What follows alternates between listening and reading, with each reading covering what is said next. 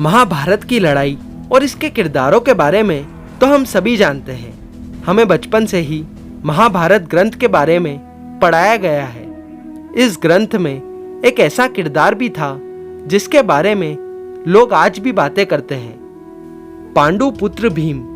भीम सारे पांडव भाइयों में सबसे शक्तिशाली था और कहा जाता है कि भीम के अंदर 100 हाथियों की शक्ति का बल था।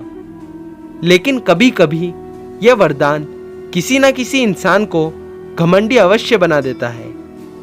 ऐसा ही एक किस्सा भीम के साथ हुआ था जिसके बारे में बहुत ही कम लोग जानते हैं। और आज की इस वीडियो में हम इसी महाभारत की कथा के बारे में जानेंगे।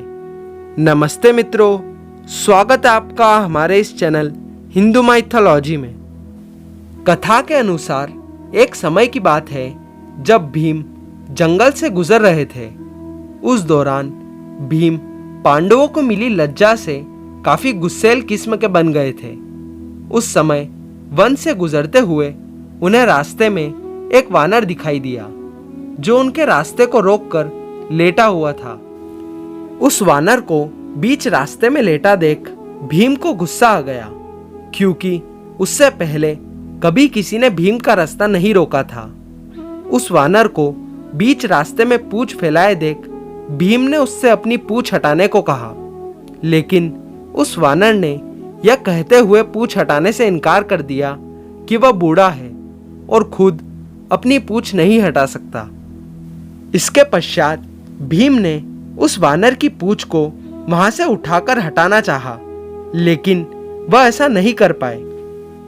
भीम को अपनी शक्ति पर काफी घमंड था, लेकिन वो लाख कोशिशों के बाद भी उस वानर की पूंछ को अपनी जगह से हिला तक नहीं पाए।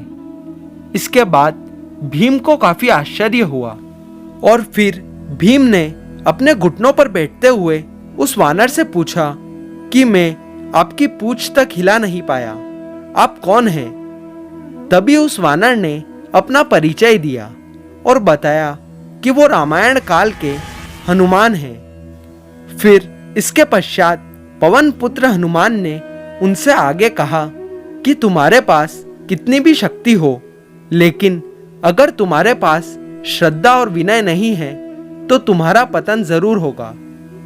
सभी पांडव भाइयों में अर्जुन और भीम में सबसे ज्यादा घमंड था, इसलिए यह सब भगवान श्री कृष्ण द्वारा उनका घमंड तोड़ने के लिए रचा गया था।